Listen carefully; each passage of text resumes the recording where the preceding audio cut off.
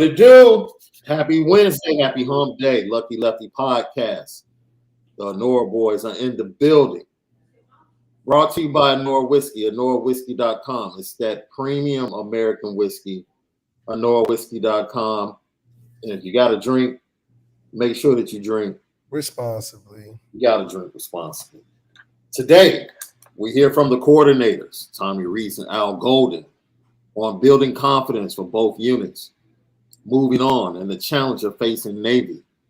Also, we'll hear from Marcus Freeman on what went into the preparation for Navy and turning the page. We'll talk about the CFP rankings. Notre Dame, did they really end Clemson's season? Was it that simple? We'll talk about that and talk about the top four and where Notre Dame finally landed initially in the second release of the CFP rankings. LL question of the day. What's your biggest issue with the Notre Dame defense? Left, I asked this because Notre Dame has pretty much held every opponent below its season average in points. And yet and still, I think they played well enough on defense to be undefeated. Right? I can say that. Even Ohio State 21, I think so. But what's your big, for those people still have issue, and I see them nitpicking about the Notre Dame defense. Right? And I saw someone on the message board ask about next year's defense and, is the defensive line going to be in trouble? And I'm scratching my head like, you do know that Notre Dame recruits, right? Like, you do know they have 4 stars just waiting that can't get picked. And even though we lost Jacob Lacey, we just threw Gabriel Rubio in there. And honestly, one might surmise that the defense against the rush has kind of gotten better. Now, I'll throw a lot of love to the linebackers for their improved play. Yes. As being one of the reasons that's happened in the last 2 games. Yes. But both of those things go hand in hand. So that's the question of the day. What's your biggest issue with the Notre Dame defense? It's hard for me to really find one because I've been speaking on it all year. I really believe that they've given us the best chance to stay in a lot of these games along with the offensive line, holding 2 top 5 teams to under 21 or under. I think that's a recipe to be in the conversation for the college football playoffs, as well as being ranked higher than what we are now. Now, being able to bring the offensive side is what is more concerning for me. But if I'm nitpicking, I would just say I would obviously want it to be a dominant performance to where we had a clear Heisman winner, but that's just being OD. But seeing the progress of where we started and how the defense has been consistent through the tumultuous times of these games that we've had. Even the Stanford game, they scored 16 points. 16. All right, come on. Marshall scored what? They scored 20-something, right? Marshall was 31. It ended up being 31 of them. Yeah, but come on. It's Marshall. That was a pick 6, an early interception as well. That led to points. He had 2 pick 6s. 26-21 was the final score. Oh, so we only gave him 12 points? Just pure? Yeah, without the pick 6s, we gave him 12 points. So 16 points, 12 points, 21 points in games that, if I didn't even tell you the names, you should be like, oh, y'all should win that. 16 points, 21 points, and 12 points in our losses. It doesn't matter who the name was. It just so happened that one of them teams is the top 2 team in the country. Facts. And either one of those scores for the top 2 team in the country is beatable. Facts. It's beatable.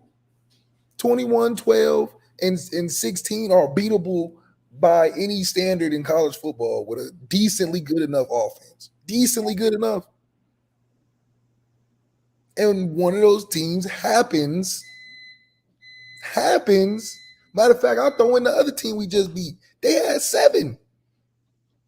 So 7, 12, 16, and 21.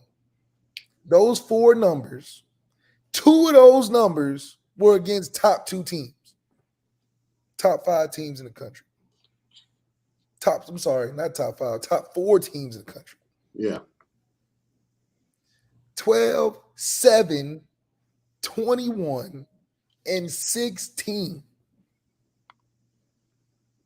2 of those are top 4 teams in the entire country. And we beat one of them unranked. That's what our defense is putting out there this year. That's the stats. Only other team doing something close to that is Georgia. That's the only other defense. No. Lucky Lefty podcast, man. So that's the question of the day.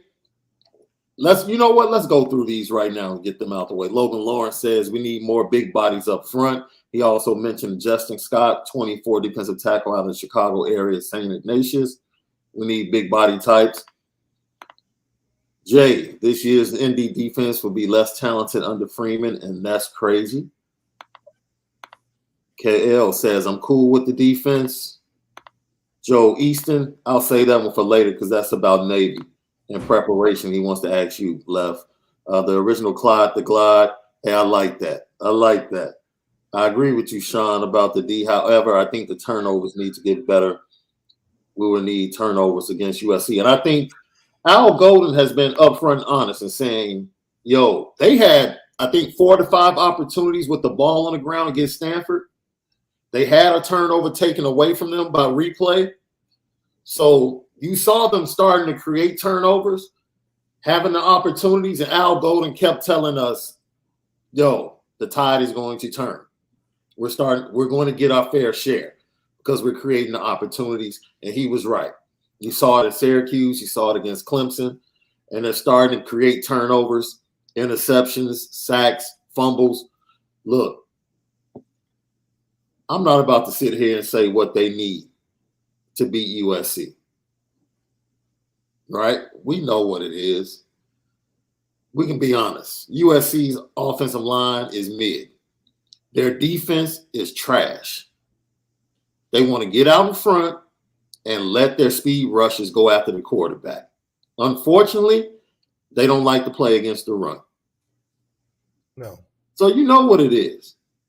There's no different recipe than what it was against Clemson. Punch them in the mouth on both sides of the ball and keep punching them in the mouth. That's it. They lighten the pants and see if they can stand up. That's it. We're going to knock you down. Let's see if you keep getting back up because eventually you're going to want to stay down. That's right. That's the game plan. And Paul A. taps in and says, yeah, we need to create more turnovers. So I understand that. Before we get to the coordinators, we talked about how important closing the 23 class would be at the Super Bowl of recruiting against Clemson this weekend. Storybook, fairy tale story from pregame, the atmosphere, the campus, the vibes, the game, post-game, the former players, everything. Just storybook. Disney-like. Couldn't have gone better for Notre Dame this weekend.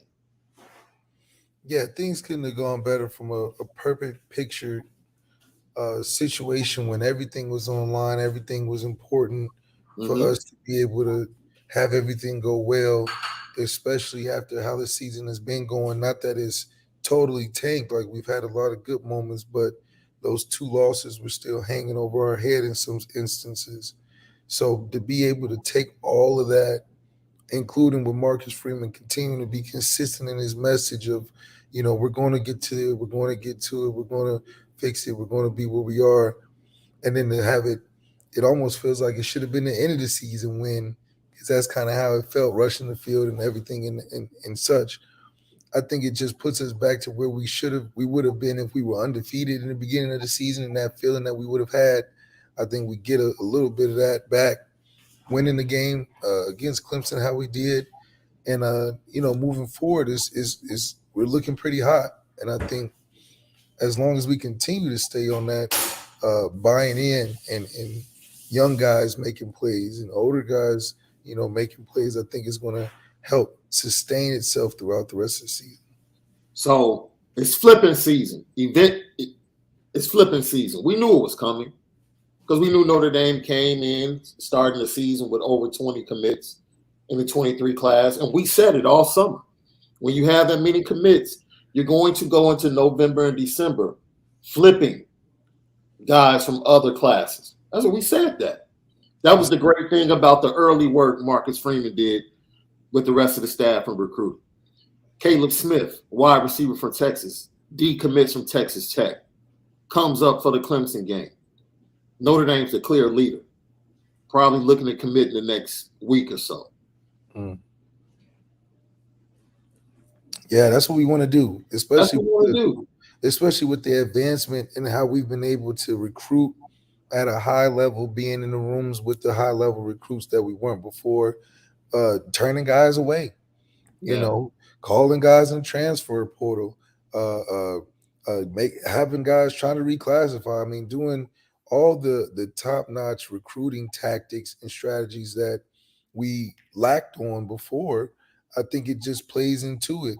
We're going to flip guys as well. We said it was flipping season back when they was doing signing day. It's flipping season throughout the year as well. And I think this is a great game to win, to be able to turn the tides of some of those guys who was iffy or on the fence about Notre Dame. I mean, at least you got to confirm that when you see us at our highest level, there's nobody that can beat us.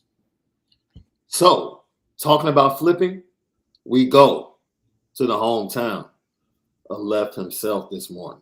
Because Notre Dame fans, some of you probably know, but if you don't know, you woke up to a kid from the 2024 class.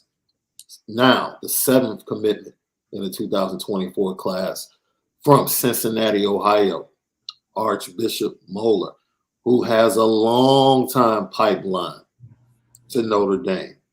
He was in attendance for the Clemson game. He came as a South Carolina commit. For those of you, because I heard people saying, well, Notre Dame doesn't bring in kids that are committed to other schools, and I've been telling you that's not true. He came to the game as a South Carolina commit. That's right. When he left, it was a wrap. He immediately got on the phone with the South Carolina staff and said, yeah. He said, y'all see that win they just had? Yeah, I'm over here now. He pulled a Harlem Nights, put your mom on the phone. Yeah. I ain't never coming home again. Have a nice life. That's what he did to the South Carolina staff. I ain't coming back, dog. And then on Monday, he called Marcus Freeman. You don't have to believe me. He was super excited. But I want you to hear from the newest member of the 2024 class of Notre Dame, Carson Hobbs. He's a 3-star right now, Left. But according to Tom Lemming, that's going to be changing really soon. So here he is, courtesy of Archbishop Moeller Media. Here is your newest member, Carson Hobbs, 4-star cornerback out of Cincinnati, Ohio. He's talking to you, Irish fans. I'm excited and I'm blessed to be able to move on to another chapter in life. What was it like calling Marcus Freeman? It was one of the greatest calls I've ever made in my life, man. I was so excited. My dad, parents crying like a baby. So it's a blessing, and he's a great dude, and they got a great program, so I'm glad I get to go be a part of it. I like the education. I like the connections you can make with all the alumni. And, Notre Dame, they won 13 national titles, so it's going to be playing on NBC Sports every week on Channel 5 or whatever. Anywhere in the world can see it. I really like that. I think it's great. A lot of Notre Dame people that are coaching up there, a lot of them are from Cincinnati, and they're really popular with the area. So, knowing Jerry Fowles, when I was down there, I was wearing some Moeller gear, and everybody, oh, that's Jerry Fowles, everywhere. So it was great to, kind of get recognition just for going here. And I think them being a Catholic school and us too is, you know what I mean? Real good connection, because I guess, like I said, I'm kind of used to that type of stuff, attending mass weekly, and that's the type of stuff that I want to be in growing up. That way I can give that to my future family. So carrying them aspects along in life, I think is really good. My goal now is to go out with my teammates these next couple of weeks and try to bring home a state championship, and then after that we can celebrate, do all the talking now. I feel like for the next couple of weeks really just going to be a grind. Doing it with my brothers and the people I love to be with. So just focus on winning the state championship. I'll bring the best man-to-man coverage I've been seeing in a very long time. And I'll bring some excellent tackling too. And I'll bring leadership on and off the field. So I'm extremely excited to be a part of that program and go show my abilities in the next level. And a little bit of swag. Yep, a little bit of swag. Hi, I'm Carson Haas, Moeller defensive back, class of 2024. I'd like to proudly be committing to the University of Notre Dame Fighting Irish, Go Irish. That's courtesy of Archbishop Moeller Media. We appreciate them for that video. And Carson Hobbs, once again, newest member of the 2024 class. Him and his boy Cam Williams are going back and forth on Twitter this morning. And the rest of the 24 class, they already have 7 commits. Once again, we pointed out that Marcus Freeman wants to jump out early in recruiting. He wants to build the class early and then have everybody else playing catch up, because he doesn't want to come to November and December and have to battle Ohio State, Georgia, Florida, and all of those schools for kids. He wants to have the majority of his class ready and locked in, and then go into late November, December, looking to flip kids and add to the class. Now this 23 class might get up, from what we're hearing, might get up to 27. They might get 27 commits in this class. That's a heck of a first-time class, right? And once again, I want to point out, a lot of people, man, I don't want to I always get these names mixed up, man.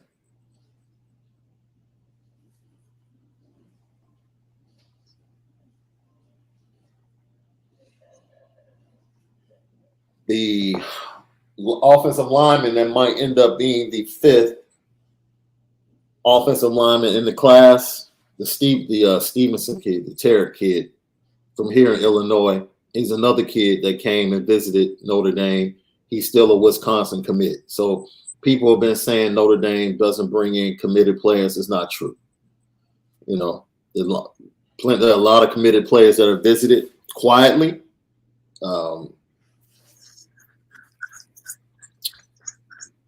I like the tactics, honestly. I think what's good about it is, you get it. I think it helps the players confirm what they, think about Notre Dame, because I do think whenever you get that Notre Dame call, even for me, I was coming. I didn't know if I was going to commit or not. I didn't know if I liked it or not, but I was going. Yeah. At the time, I wasn't a huge Notre Dame fan. I didn't know too much about it. I was Ohio State everything and Florida State everything, and so, but I knew that I was doing something right, getting a call from Notre Dame to come visit and this, that, and the third. So to me not even knowing anything about Notre Dame, it stood out to me when I got that call enough to go visit the next week and then commit, not too long after, just knowing what it could mean for a quarterback and just the essence of what I learned about it in the short time that got me committed to it so fast. Like, I got lucky here. I didn't even know, I was about to go to Ohio State or something, So I definitely see the pool and how easy it is, even with guys committed. I was sold on Wisconsin and, all that stuff. So even with all that, how fast it changes getting a call from Notre Dame and Marcus Freeman, especially now. And you're like, oh, shoot, I got to come. I'm not going to deny that call. So I think that's an advantage, especially it's heightened with a guy like Marcus Freeman there. It's like getting a call from Denzel. Yeah. Oh, what's up, Mr. Denzel? That's a good call to have. And when you get up there, we got home field advantage. And we're going to have that grass cut. We're going to have everything clean and mopped down real nice. You're going to see all the building. So we definitely have a great setup to pull guys that are thinking about decommitting from where they are before. You know what? Flipping season is so much about opportunity, right? Yeah. I'm glad you said that. Because I'm going to be honest, Left. The 23 class doesn't have a quarterback, but if I was a quarterback right now, committed to a struggling program or a struggling product that's been put out there, and I know the offensive line and the running backs and the wide receivers that I could have if I walked into Notre Dame, I would be calling Notre Dame. I wouldn't even need Notre Dame to reach out to me. I'd be like, hey, yo, what's good? I see what's going on. Like, BC, can I come in for that Boston College game? Yeah. If I was a recruit, man, go ahead, bring me up there, man. Man, matter of fact, we don't even have to make it official. I'll pay for it. Yeah. I'll pay for it. I see what y'all trying to say without saying it. I just want to go and just check it out. I just want to see what's going on up there. That's it. The offensive line I was talking about, Christopher Terry, who's still a Wisconsin commit, still committed to the University of Wisconsin. And if you think about it, if at any time in Notre Dame quarterback history, this might be the only time that I can remember that they would take an open tryout. If it came to, recruits and transfer, they should take an open tryout. Yeah. Because the position is that in much of need and is that close with the right person to really make it something special. Yeah. And I've never seen it be that obvious. Like, we really just need just better than what we got. We ain't saying it's bad. But everybody in the country looked at that Clemson game and was like, man, if they had a guy's jersey in the bookstore that was a quarterback, they might be something serious. Serious. That is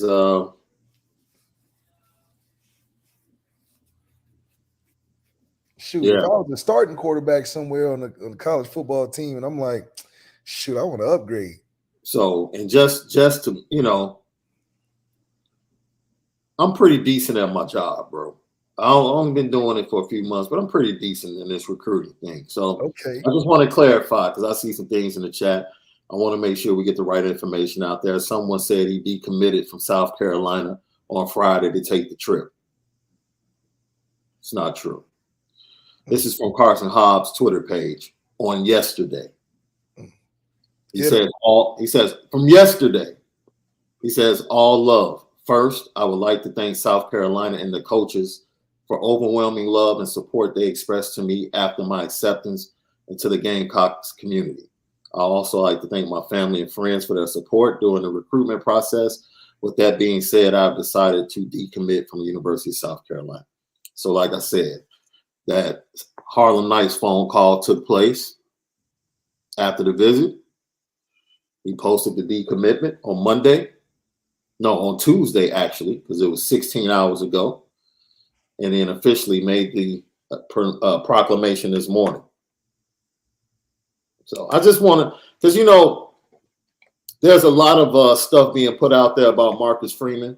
That's right. About he's unfair. It's unfair, not wanting players to take official visits when they're committed, to other schools and this, that, and the other. That's, trying to paint him in as being like this totalitarian. Good. And not listening. And that's not who he is. He is by a situation. He's not about to allow, it's a case-by-case situation. He's not about to allow you to play Notre Dame. Man, listen, you paying that man to do a job. So as long as you're being transparent about what you're doing, then that's fine. But when you start playing that, oh, no, we good, I'm just going. I'm just going. No. Are you going because you're not fully bought in, or are you going just because you just want to fulfill these visits? Like, let us know. That's fair. If you're shopping, then we're shopping. We're gonna keep this equal on both sides, and that's it. So, then there was a rumor put out there. Notre Dame doesn't allow committed players to take visits. That's not true. That's not true. It's not true. It's happened all year long. Committed players committed to other programs have come in, taking visits, some quietly, and then you have the Stevenson kid, the Tarek Stevenson kid, the offensive lineman, Wisconsin commit. He came in for the Stanford game, and Carson Hobbs came in for the Clemson game, committed to South Carolina. So I just want to clear those things up. People are trying to put negative vibes out there about Marcus Freeman and Notre Dame recruiting, and those things are not true. And everything is about context and case-by-case basis. That's just it. Context, case-by-case basis. Lucky Lefty podcast. All right? So, as we do every Wednesday, Left, heads or tails, man?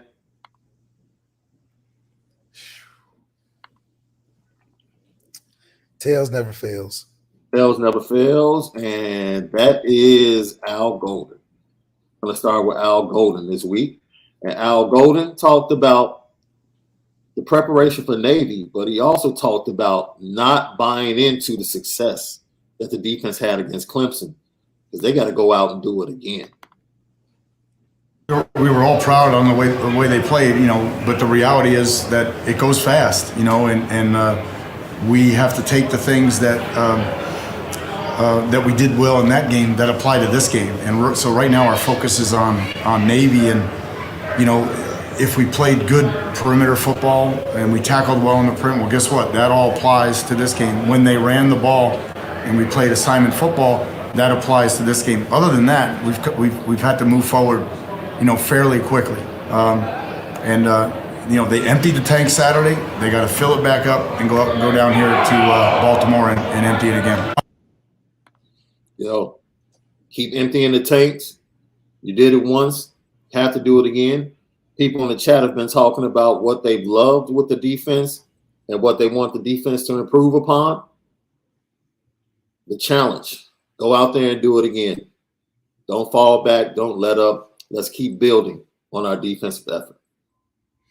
Yeah, and that's really good for him to keep that mission in mind, that every week's a new week.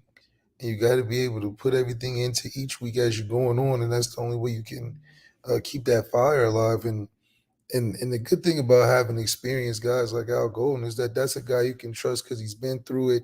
He can give you the right info that can keep you on the right path. Mm-hmm. But also he knows the mentality that you need to have going later into the season and what it takes to get it done. And I think having that leadership and guidance, not only from the head coach, but from your defensive coordinator and from everybody in the staff, that's going to keep the players engaged. And that's why we keep getting better inch by inch, week to week. And they turned the corner. And what's waiting on them around that corner? The Navy midshipmen. And it's a different week left. You've experienced it. Like, it's just different. And you expect a different type game. You've gone through it. And Marcus Freeman talked about what it takes to go move on for the midshipmen. And to say, turn the page, let's move on to Navy, but it's another thing is your actions, right? Are you coaching with the same intensity that you have after a loss?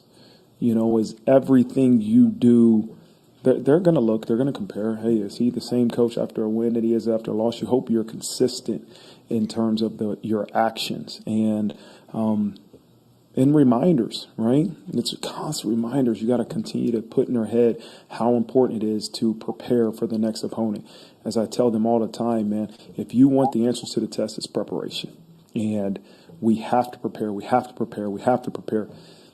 The only thing they're mandated to do is the things that we see when we're around them, right?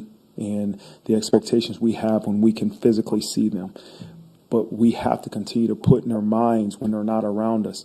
The preparation will give us a chance to have success, and remind them how important it is to do whatever it takes to make sure we get that feeling that we have after victories. And so it's a constant evolution, a constant psychology in terms of how to convince their mind that this is so important that their actions reflect that. Yeah. You know what I respect about him so much, bro? Because Marcus Freeman has said certain things that we didn't necessarily agree with, right?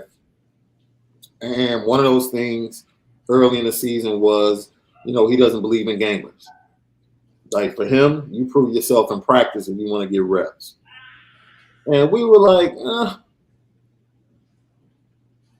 you know what I love? He's not changing, bro. He doesn't care what anybody, he believes in what he believes in. He's not changing.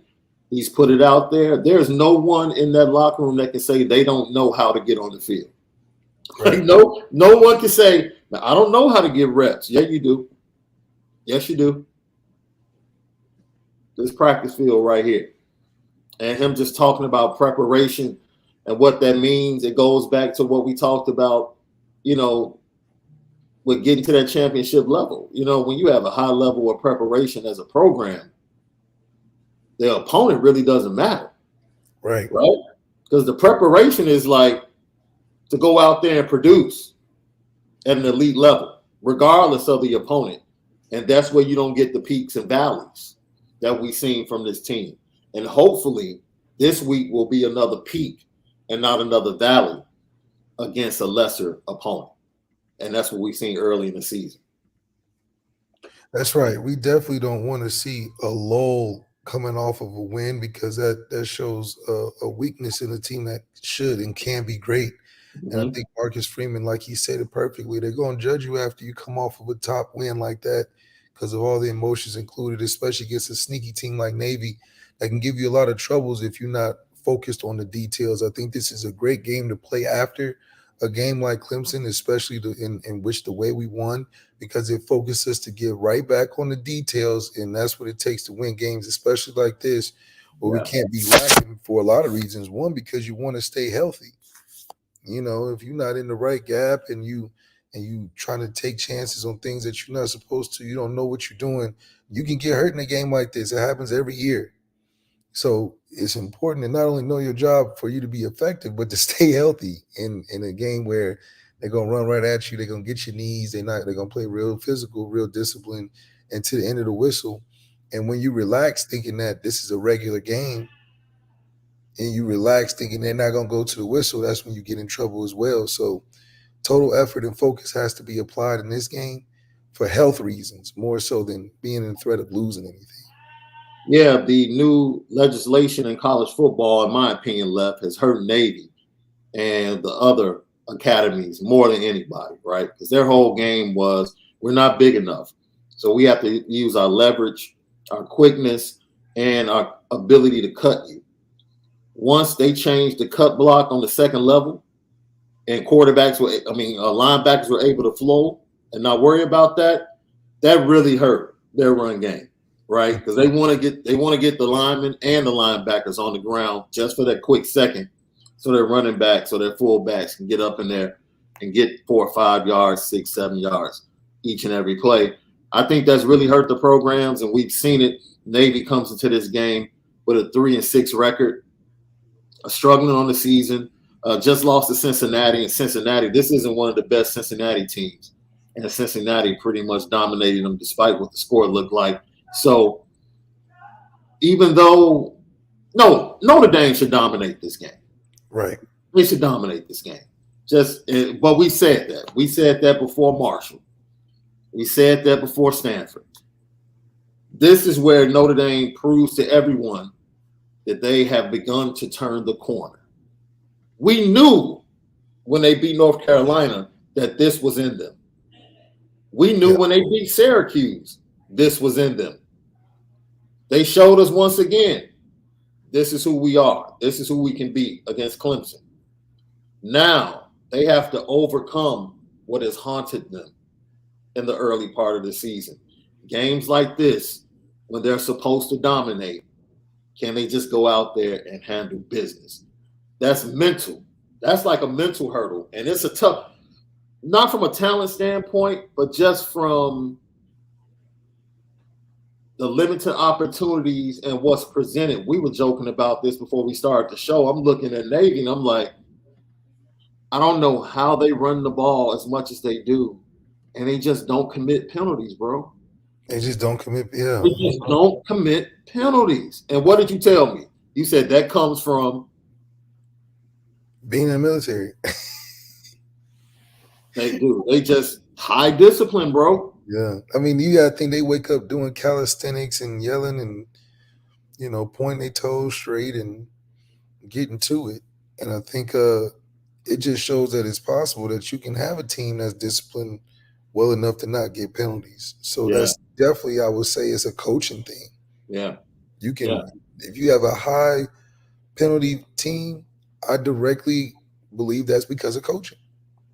Because if we look at Navy and the lifestyle that they run and they have, there ain't no penalties over there because that's penalties is real life too.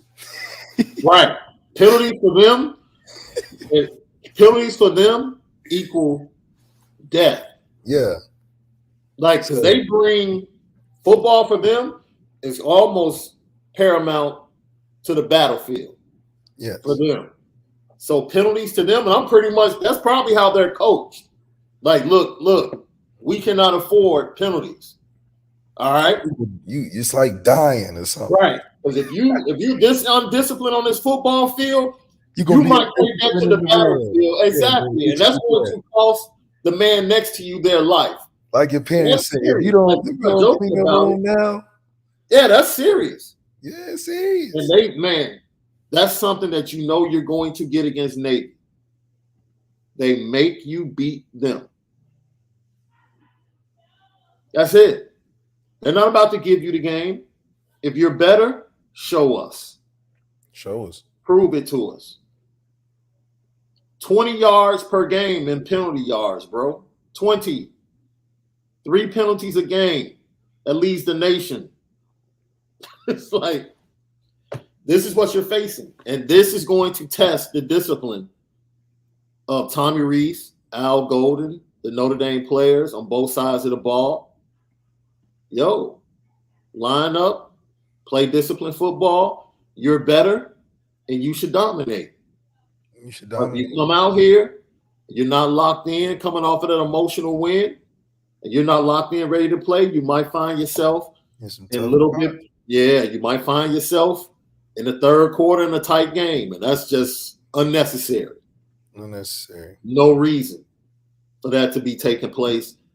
Definitely Steve Angeli should get some tick this game. There's no excuse for Angeli, young players, not to get ticked this game. And you make them, this is the thing, make them put their backups in first. Right? Beat them so bad that they're like, you know what? Go ahead and let the backups get some run. Yeah, let the backups get some love because this is what you want. You want to be able to get your guys some reps that don't get a lot of chances to prepare for the second portion of the season when they are going to be called to get in to add some depth and a breather for some of our starters. So this is where those games come into play. You got to have Angeli get in there because who knows what can happen late in the season at that position, and we just need to have a guy ready to do whatever, whether keep the game afloat till the guy gets back in or go in there and be productive for a few drives to potentially win a game. So I think that the later you get into the season, the more you got to think of stuff like that just because, guys are getting injured and guys are getting banged up. So it's important to have the troops ready, which is what recruiting comes to play so much, is that we have the depth and the recruiting depth and the recruiting versatility where guys have been competitive all off season and in the spring and in the summer, being able to have getting called on even when they haven't got as much tick during the season that they can be ready. And these are the games where they get those reps to remind themselves that they're still involved and it's still next man in mentality. Yeah. And Al Golden talked about the challenge of the Navy offense and how disciplined they are and what Notre Dame needs to do defensively. it's a challenge. It's a mental challenge. It's a physical challenge. And obviously, you want to work like crazy on the front end so that they can play faster come Saturday. So we're really working hard these next, today and tomorrow on the mental aspect, and then really transition as much as we can to the physical. You still have to play disciplined football. You still want to have as many guys out there with experience. You got to beat blocks, you got to tackle well, and you got to play good force on the perimeter. So it's always been a challenge. It will continue to be a challenge, and we got a big week in front of us. And there you have it, man. It's always going to be a challenge. You spoke about it. You've gone through it. And Marcus Freeman in his press conference talked about using the bye week to implement the package for Navy. Mm-hmm.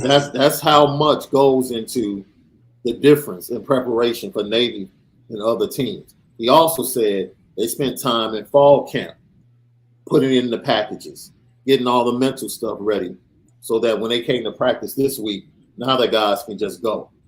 We don't have to talk about the mental stuff and what we're doing. We've done that in fall camp. We did it during the bye week.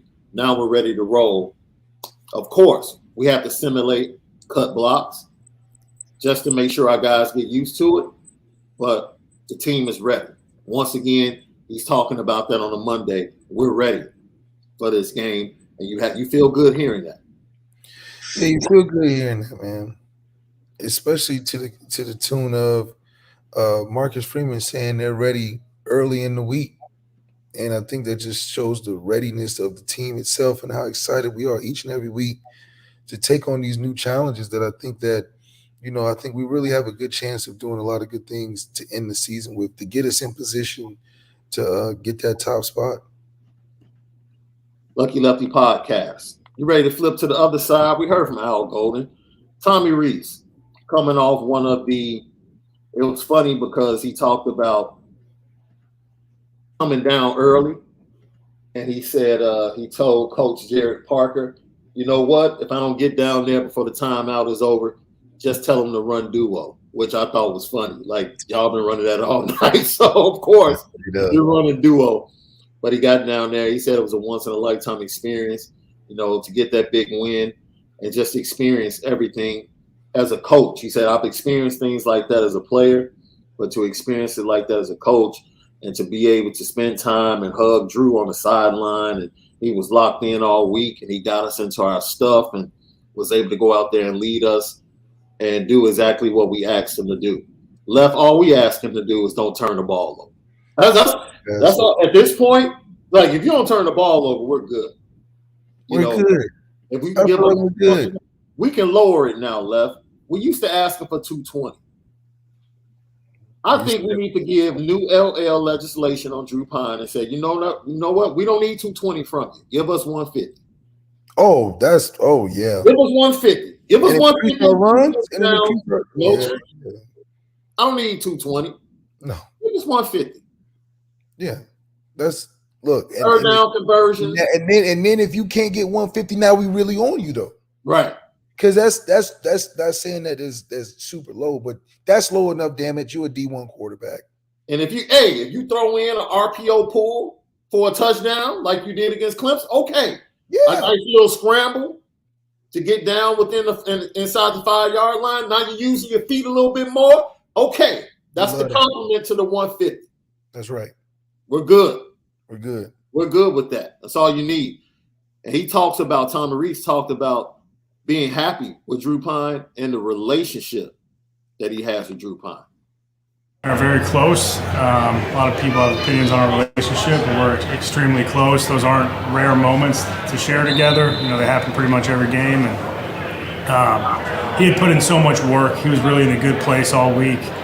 Good place Friday and Saturday morning leading up to the game. And to see him stay cool and confident and do all those things and really lead our team to a victory was special. And to be on the field with him was that way as well. And we just got to continue to put good days together.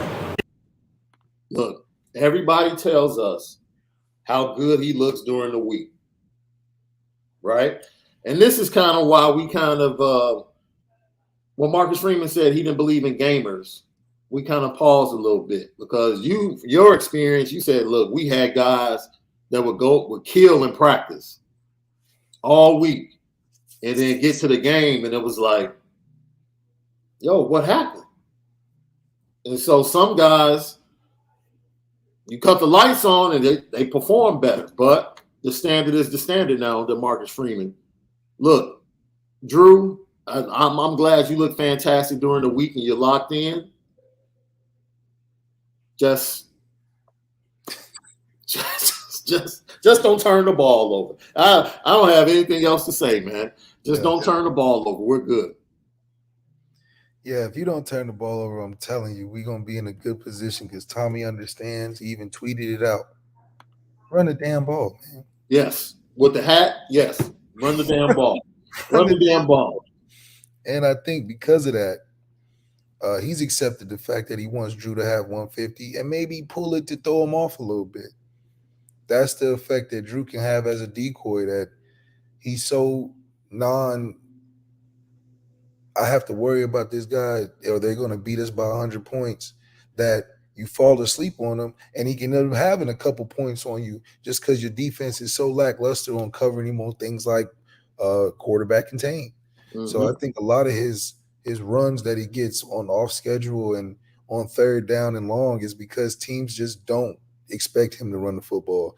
And even if he does, they're willing to give him the few yards he's going to get. But for us, that extends the drive, and that's all we can ask from a guy like that. Look, I'm going to put it in the atmosphere, dude. I'm going to act like Dino Babers this morning. Is that all right? That's all right. All right. LL, stay with me. The great Drew Pine game is being kept in the pocket for November 26th. It's being kept in the pocket. Talking about USC. Go to the Coliseum. That's where we get the Drew Pine game. Interesting. I'm putting it in the atmosphere. That's when we get it. Are you seeing he's playing better than Caleb Williams that night? Dude, Caleb is probably going to throw for – no, Caleb's not going to throw for 300. Because CJ didn't throw for 300. And so CJ has a better – no, I didn't say that. I didn't say that. Once again, you remember, we lowered the bar to 150. Oh, okay. So you're saying his night tucked away at that standard. So let's go ahead and do this relative, right? We asked for 220. He gave us 280 against North Carolina. Okay. So if we ask for 150, if he gives us 210, which would be pretty much relative to what he went over our expectations in the North Carolina game, that would be a Drew Pine game. 210, 60% completion, 2 to 3 touchdowns, no interceptions. I'm putting that out there for the USC game. You're putting that out there, okay. I'm putting it out there. I'm putting that out there. Getting my inner Dino Babers and calling what's going to show up on the field for Notre Dame. I'm putting it out there. Drew's going to give us 210, 3 touchdowns, 60% completion. We're going to come away with the dub. I like that. Lucky Lefty podcast. You're not buying it right now. I see it in your face. That doesn't mean we still going to run the rock. We still getting 200 plus yards on the ground. Yeah. That's no, he's not going to outplay Caden. No. That's not what I'm saying. I think Drew needs to be at that 150 mark, 60% completion. But if anything, I think it would be helpful if he gets his third down completion better. I think with a guy like that, he's so specific in pockets in which you need him that it's almost better to get him in the pockets that matter the most. I want him to have his best pocket moments and best game moments or best pocket in the game moments on third down. Yeah. If you had 150 yards on third down,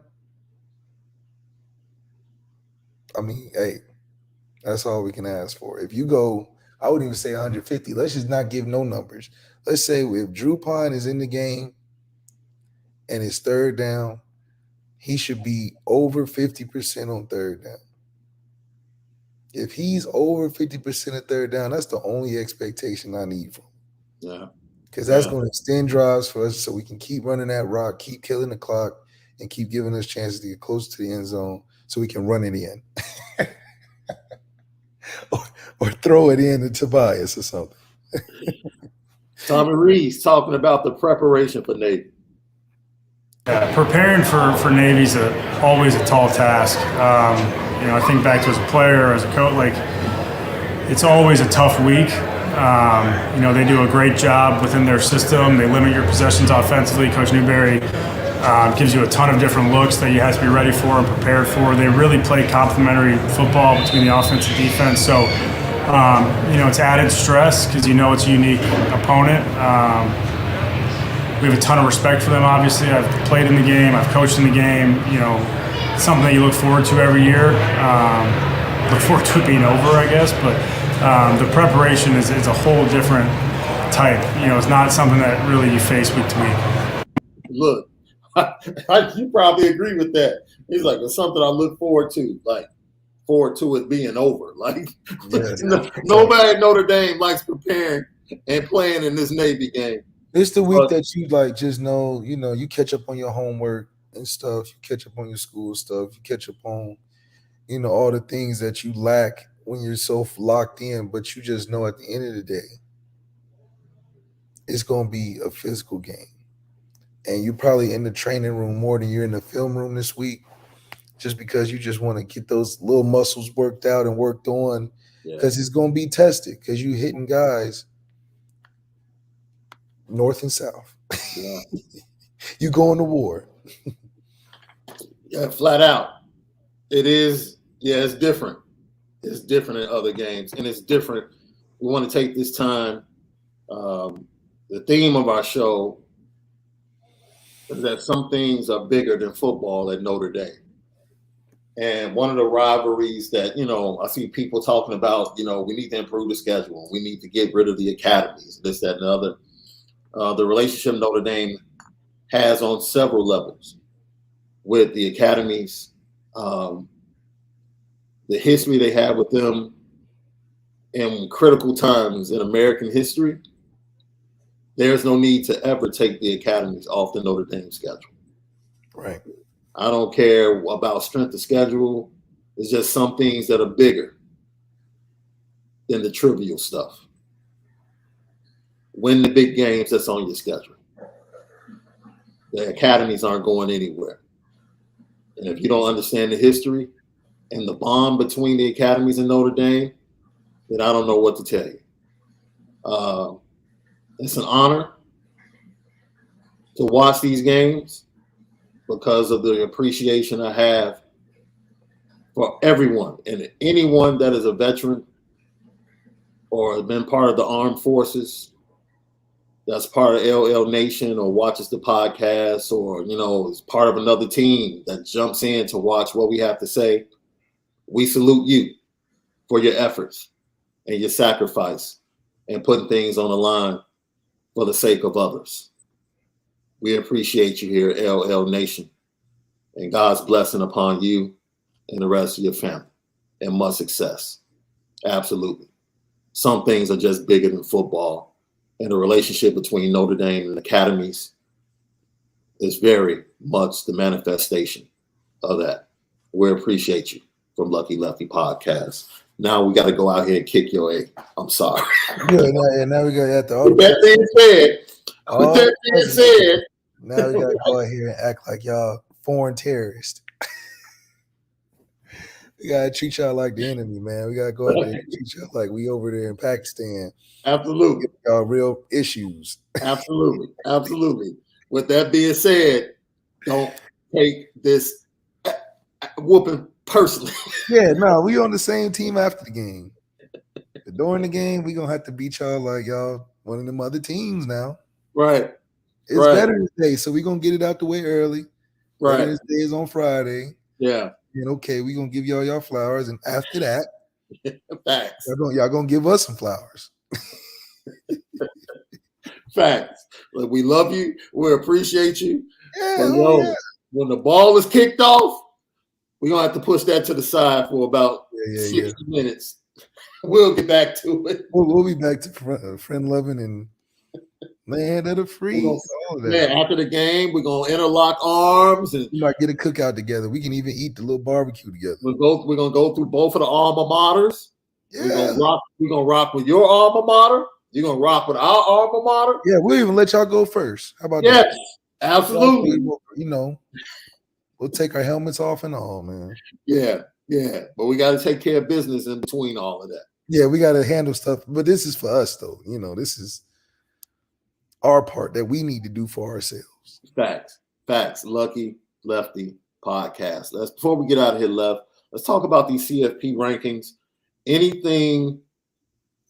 First of all, Notre Dame at 20. You thought they would be a little bit higher. You thought they were top 15 worthy. Your thoughts about Notre Dame breaking in at 20? The fact that we're not top 10 now is crazy. Here you go. Over it one more time.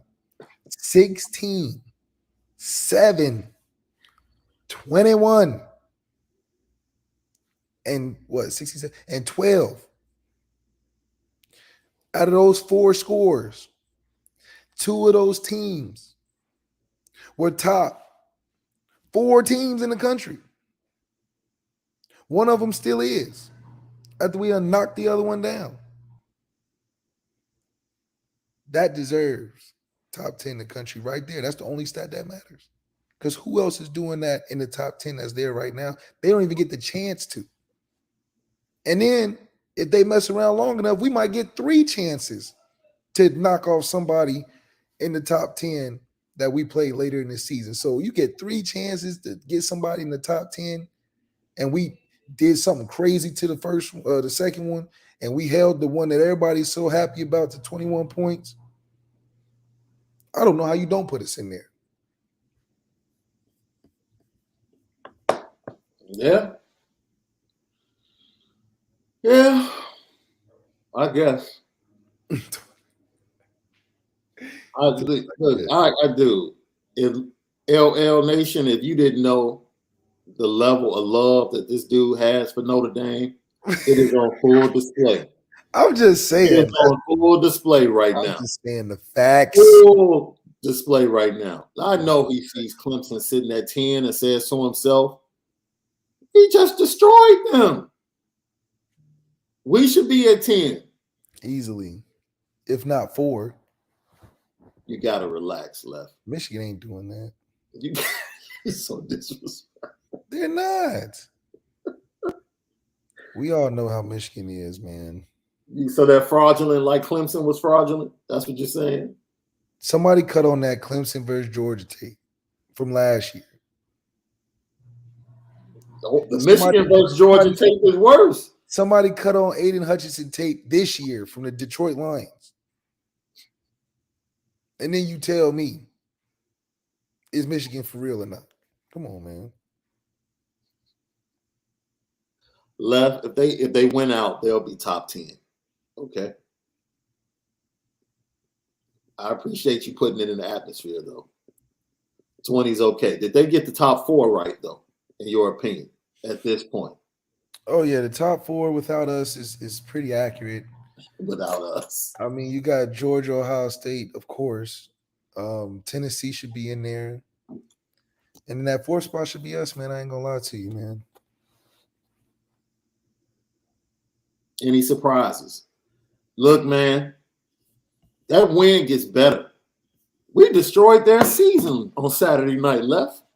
I mean, we sending boys. Dude. I wanted to play dude. I put Meat and Meal on when I saw it come on last night. I mean, it's so Hold funny. up, wait a minute.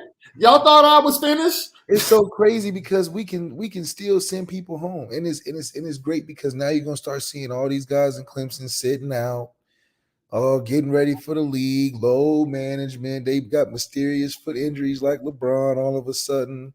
Mm-hmm. Yeah, it's gonna be real devastating. So, they might as well just go ahead and insert K Klubnik for the rest of the year. because I don't even see him going January 6th. I think the loss was so bad that Clemson not going to make no January 6th ball. It's packing it up. We ruining seasons like that, and SC's next. Oh, SC is definitely next. November 26th, like, here we come. We are coming, and you can't hide. We don't want to hear nothing about UCLA. How we played UCLA, and that was tough. We don't want to hear that. We don't want to hear that. We don't want to hear that. Notre Dame won the ACC conference on Saturday, by the way. They need to put us in the ACC championship game because we whipped both of the people, both of the teams that'll be there. Both of the teams. So just give us the trophy. Give us the ACC trophy, and you're lucky we didn't beat Ohio State because we would have took the Big Ten, and we'd had 2 conference championships in 1 year. You're lucky we didn't beat Ohio State because we would have took the Big Ten one, and then we would have went right on down. Oh, we would have took don't let USC beat UCLA because then we beat USC. We taking Pac-12 too. We had 3. We walk around like Thanos. Yeah. We walk around like Thanos, except in the Sun Belt. We had to get one back. Yeah. We had to get one back in the Sun Belt. But the mother conference is the Big Ten. We should have snatched that one. We already got the ACC trophy on deck. We done made the ACC look like a Division II league this year. Yeah.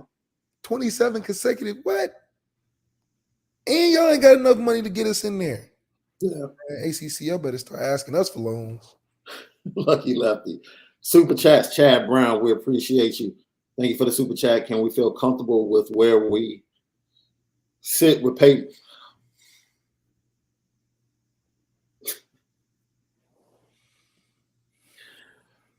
Be concerned with Dylan. Oh, I've been telling them go to case to go. Look, man. Go take Thank you for the super chat.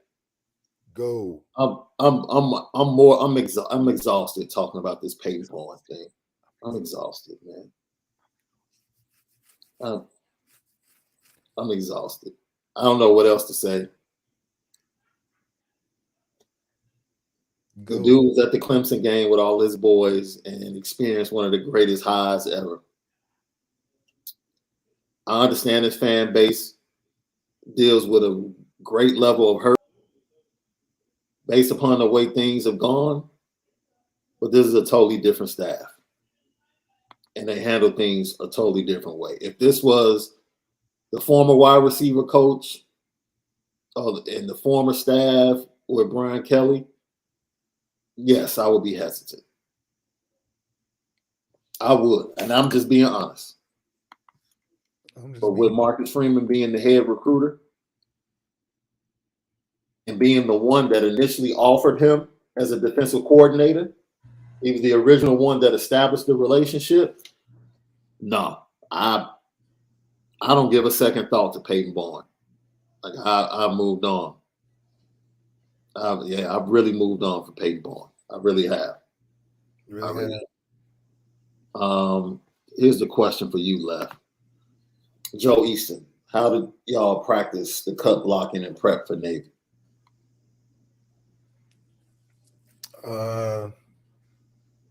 What did we do? I mean, it's one of those things. You got little different drills you do to keep the guys off your feet. We'll roll like these giant medicine balls where you go through the line, keeping the guy off your feet. But a lot of it is just knowing what gap you're supposed to play and holding that responsibility in that gap. If you know your job, you stay up. A lot of times guys go wrong when they just get lazy. It's really just about the break of focus that you get sometimes because the game's so boring that's when you start getting out of gap or you try to get too anxious because you want to make a play, get in the wrong position and you get hit wrong or, it's so tight you're going to fall into somebody. So staying disciplined and consistent is just the most important thing. So you just really focus on that just throughout the week. And that's what makes it such a monotonous week where you just want to forget it because it's more about assignment and not about the feel of a college football game. Yeah. And then this second part of Chad's question was about Dylan Edwards taking a visit to K-State. I can speak for me. Kids, some people are different, Left. Some people feel like if you're committed, you shouldn't be taking visits. I'm not like that. I don't care when you commit, you get 5 official visits. Yeah. And I believe you should take them all. Committed or not. Go enjoy yourself. I've been on the record. I'm going to Oregon just for the sneakers. That's it. I don't care who I'm committed to. I'm taking an Oregon trip just for the sneakers. Yeah. And the gear. Period. Period. It's an experience. So that's where I sit. And if other people sit on the other side of the fence, that's fine, because it's not a right or wrong. It's not like, yeah, I'm right, you're wrong. No, this is just the way I feel. He went with his boy Avery Johnson, who's his guy, who he's been working on, trying to flip the Notre Dame. They went to the Kansas State game together. Avery Johnson is a Kansas State commit. Dylan Edwards is a Notre Dame commit. It's not the first Kansas State game he's been to. He's from the state of Kansas. Yeah. So, I guess it's up to the beholder. It's up to the beholder. Man, if it makes you worry, cool. For a cat like me, I don't even give it a second thought. Don't even give it a second thought. No. And if he went, I guarantee you there was communication with the Notre Dame staff if he went as a committed player. There was communication. And they were like, cool. Because I don't see Notre Dame going after any other running backs. No. No, they're like, all right. That's another rumor that's been put at, like, dude, Notre Dame is cool as long as you commit and you're transparent and you're honest. I got Armand Gallinosa. Is Dante flipping? Can we sway him still? Dante's not coming to Notre Dame. No. Leave that boy alone, man. Crazy boy. Hearing from my sources that Devin Leary may enter the transfer portal, and he grew up a huge Notre Dame fan. Oh, my God. X. Yeah. I don't want nobody growing up as a Notre Dame fan at quarterback no longer. No longer, because they always end up being under 5'10". No, it's not true. That's not true. Jack Cohn was a lifetime Notre Dame fan. He's about 6'2", 6'4". But this is what I tell you. I don't care what quarterback comes in, Notre Dame is going to make him look better than he's looked at his previous spot. 100%. 100%. So Jack Cohn looked better at Notre Dame, and I'm sure whatever quarterback they bring in via the TP, they'll look better at Notre Dame. Me personally, I'm off Devin Leary. I got a question. Could Drew Pine play the rest of the season out well enough for them not to get a transfer quarterback? No. They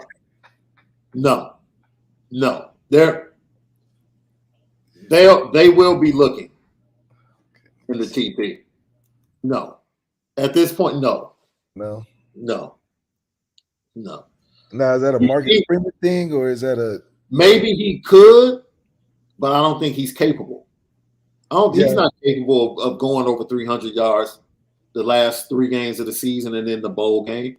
If he gave you 4 consecutive 300-yard games, then I would say, okay, maybe. Maybe he can convince them, okay, we can rock with this dude. I don't think he's capable of doing that, though. Yeah, it'd be interesting. So that's why my answer is no. They will be in the portal. And like we said earlier, it won't be so much about Notre Dame calling people. I think quarterbacks around the nation are going to be calling Notre Dame. Like, yo. Who's making that decision? To go to the portal? No, who's making the decision on if guys were calling Notre Dame? Is that a Marcus Freeman thing, or is it Tommy thing? They coming together? Who do you think makes the decision? I think I know what you're asking. Because Tommy's been saying no to guys. And I don't know if that's a Marcus Freeman back no, or is that a no, I'm telling you no, and I don't need nobody else telling me. He's been saying no to guys in recruiting. I don't think he was. I mean, Tommy was the first one to call Keaton Slovis, bro, last year. So he was the first one to call Keaton Slovis. I mean, Keaton Slovis put it out there. I'm not exactly sure Tommy wanted that to get out there like that, but hey, 1 minute into the transfer portal opening, Tommy Rees called Keaton Slovis. So they know what it is. They know their quarterback room. They know what needs to be done. It is what it is. It is what it is, man. It is what it is. Nick P, what happened to the Pitt commit?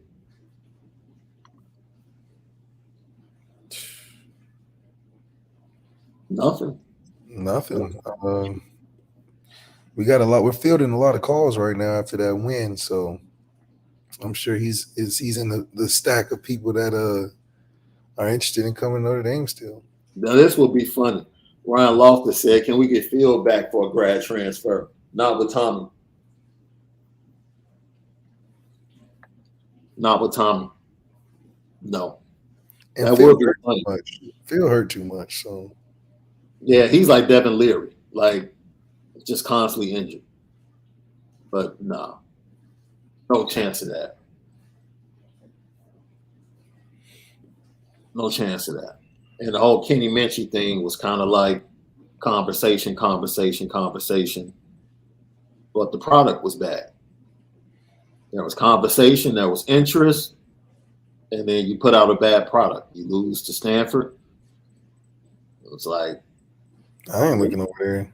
Like, why would I come there? Yeah, I mean, you know, you can get the interest of guys, but if the product isn't right, you know what I'm saying? Yeah, but now that Notre Dame is sitting at the head of the table for the co-op, like Marlowe, you know, yeah, get a big win against USC, they can stand up from the table and say, by the way, price of the brick just went up. Yeah. You know, it is what it is. When you got bad product out there like Avon had when he had to call Brother Mouzon in because the product was trash while he was locked up. You know? Yeah. Yeah, man. You can have all, like what did he say? You can have all the territory you want, but if your product is trash,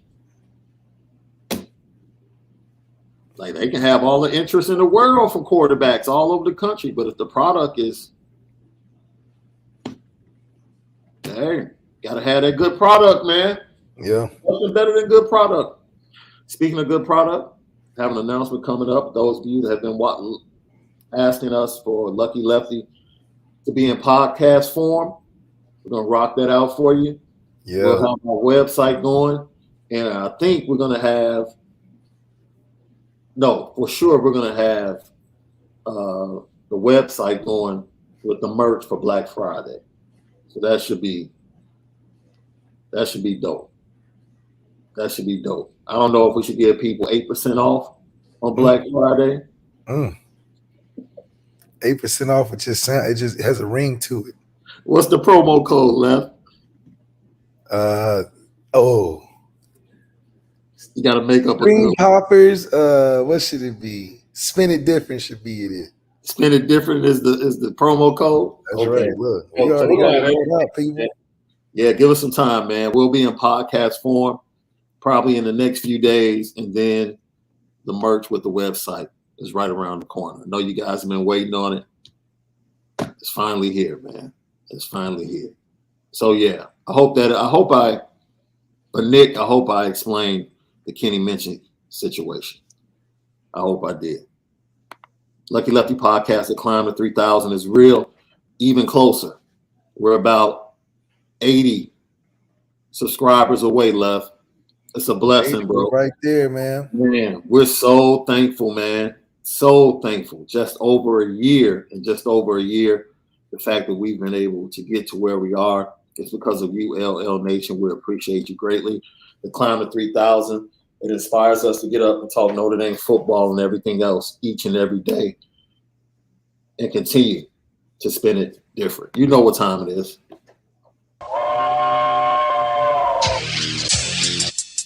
Petticoat, petticoat,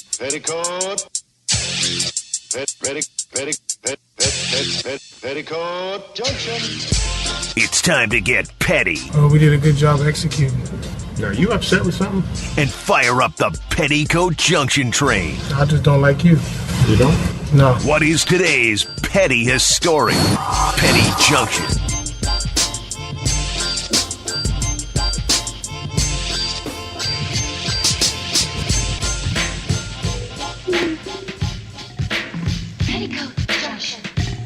Petty Junction, pettiest stories of the day brought to you by Onora Whiskey and NoraWhiskey.com, that premium American whiskey at NoraWhiskey.com.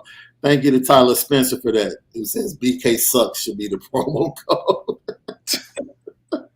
Hey, man, let that man do his thing, man. He making it happen.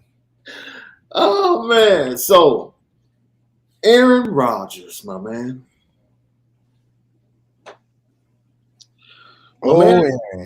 My man comes off a game where he threw 3 interceptions, bro, in the red zone. And had the nerve to go on the Pat McAfee show talking about I. Like, I don't know about the rest of the squad, but I know where I'll be. I'll be in the middle of the huddle, ready to compete.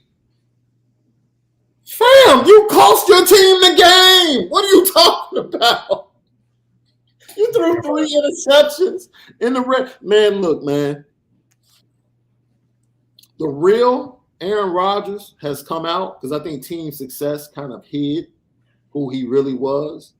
Now we're starting to see who he really is as a person. I don't like it. I think he's a jerk. And it's kind of ruining the whole football aspect for me because not right now at this point, I don't even care about how good he is at the game. It's just a jerk, man. He messed it up for you. Man, put that dude on the petty train, man. Put that dude on the petty train. Put him on the petty train. Going through a lot, man. You don't have receivers, man. That's his fault. He getting hit all the time. That's his fault. It's his fault? That's his fault. He told Matt LaFleur, I don't like motion. Don't call plays with motion. Everybody in the NFL uses motion, bro. Not Aaron Rodgers. I don't do motion. I don't need to evolve with the game. Okay, go ahead. With the talent you have, you might want to welcome motion and motioning people into being open. And you know the excuse? Shout out to Kimberly Martin this morning on ESPN. Because the excuse is he doesn't have talent. Guys are not getting open. Do you know that the wide receiver core for the Green Bay Packers are 4th in the NFL in distance open on plays? Uh-oh. See, that's a petty stat. Who put that you out wrote there? That stat? I was like, who put that out there? Who put that out there? You trying to say your people are not getting open, but that's not what the stats say, brother. Hold on. They really separation. Is this all because he's taking deer antler spray or something in the forest or something? Is this why they coming after him? Yeah, dude. This is crazy. I don't want to. Dude, look, Joe, look, man, stop. Y'all stop. Stop. Right? Stop. I don't want to hear that because the New England Patriots never drafted wide receivers either, bro. How did Tom Brady do? Yeah. How did he do? I don't want to hear that. I don't want to hear that. Because even when he had wide receivers, he stunk it up in the playoffs. I don't want to hear that. Oh, we're starting to see who he really is. This is on him. That playoff game last year against the 49ers, that was on him. against the Giants at home in the championship game. That's on him. All this covering up, trying to blame the front office. Y'all don't draft wide receivers. They drafted Devontae Adams. Did they not? They drafted Jordy Nelson when you were there. And all the other wide receivers, I don't care if they were first rounders. They gave you talent that helped you become the quarterback that you are. That's true. So you can miss me with that. Take your single Super Bowl and go back home or out to the jungle, wherever you were, and swing on some vines. The heck out of here. Here we go. Dude getting exposed, man. That trash dude out of here. He wants to blame everybody else instead of taking accountability. I'm not here for that. I'm not here for that. Be a man. All he had to say was, yo, I screwed that up. I can't throw 3 interceptions in the red zone. That's all he had to say as a real leader. That's true. As a real leader. He couldn't do it. He couldn't do it. It's not in him. It's not in him. Says that in him, Shaun. It's not in him. So, man. So, he needs to go ask to be traded then. Help them out. Help the Packers out. Give them 4 or 5 first-round picks. You want to go somewhere where you have talent? Better wide receivers? Go ask. You sitting up here losing to the Lions, bro. The Lions. You put up 9 points on the Lions. And you want to make it seem like it's everybody else? Get the heck out of here with that, man. You miss me with that. I'm not falling for it. You're not falling? You sure? No, I'm not falling for that, dude. Good grief. Aaron Rodgers. That dude stinks, dude. He stinks right now. Like, he stinks right now, bro. What do you think is the biggest issue? Say it again. What do you think is his biggest issue? That he's not, bro, you know how it is. Let's be real for a second, because I know you're a huge LeBron fan, right? Yeah, LeBron stinks right now. Thank you, bro. LeBron. And what's the common thread? Tom Brady's not the same dude. He's not. You don't know when Father Time is coming, bro. But at some point, you wake up one day and you're just not the same. It's not the same, man. Aaron Rodgers is just not the same dude. He's not. That's not to say he can't play good football. He's not that dude that he's been used to for the last decade. He's not that dude. Tom Brady is no longer that dude. Can he win football games? Yeah, but he's not that dude.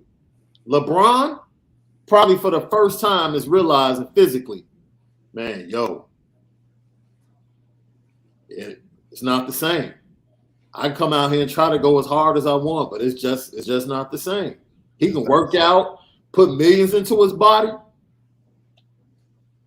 It's not the same. And that's cool. But when that happens, don't start blaming other people. Don't start pointing the finger. It just is what it is. It just is what it is, huh? Dude, Jeremy Grant didn't take AD off the dribble for the game winner. He didn't take Russ off the dribble for the game winner. He took you off the dribble with the left. You're not the same. And it's cool. It's cool. You only get ire from me when you do stupid stuff like that and try to throw everybody else under the bus. Like you're not part of the problem. You're part of the problem, bro. And it's okay. Yeah, I agree with that. It's all right, man. And there's a lot of ways to play the game, right? Because I brought up Tom Brady. They didn't have to draft wide receivers, bro. They had 2 all-time tight ends. They had Aaron Hernandez and Gronk at the same time, bro. Yeah. They can afford to go get an Edelman. All we need you to do is work underneath. We're going to stretch the field with these tight ends. Nobody was doing that. Nobody was doing that. No one. No one had a 6'7", 6'6" tight end that could run like a gazelle that they could just pretty much put out on the outside and tell them to run verticals. Nope. Nobody had that. So, of course, you need talent to win. But let's not act like Aaron Rodgers hasn't had talent at the skill positions, bro. No, he's had hella talent. Come on, man. Even Super Bowl. Yeah, Jimmy Graham at one point. Man, come on, man. We got to stop. And they traded for Jimmy Graham because he asked for him. He asked for Jimmy Graham. And Jimmy Graham got there and was underwhelming. Said he's underwhelming. He was underwhelming. But that's what they asked for. Yeah. My brother, look, man, he can be all alone on the petty train today. Yeah, I think he deserves it. Yeah, yesterday was straight up, voting. Shout out to everyone that voted. And shout out to everyone that didn't vote. That's another thing. Like, man, if you don't feel it, I'm not about to sit up here and pull you and drag you. The process is the process, man. The process really be the process. The process. Subscribe, share, like, hit the notification bell, let everybody know. LL, we're the best and growing faster. Left, see you tomorrow, man. We'll try to dig into I'm going to try and watch some Navy tape today, bro. I'm not looking forward to it. I'm going to try and watch some Navy tape, dig into this Navy matchup. Hopefully we can get another 24 commit and 23 commits to talk about. We'll go over let's go over the Carson Hobbs film. Okay. You love talking about Ohio guys. Let's go over his film. He claims to be one of the best lockdown man-to-man defensive backs. That's what he said. That's his strength. He is from the GCL South now. Oh, here we go. South is a I was waiting for it to come out. Shout out to GCL. I am an alumni myself. One of the toughest divisions and conferences in high school football is the Greater Catholic League. I'm not surprised. I'm expecting a probably elite player, very Ben Morrison-like. I can already tell, star out of the GCL. All right, so shout out to new 24 commit defensive back Carson Hobbs, Archbishop Moeller, Cincinnati, Ohio. Looking for great things. We'll dig into him and dig into Navy on tomorrow. So for Left, Shaun Davis, have a great Wednesday. Most of all, spend it different.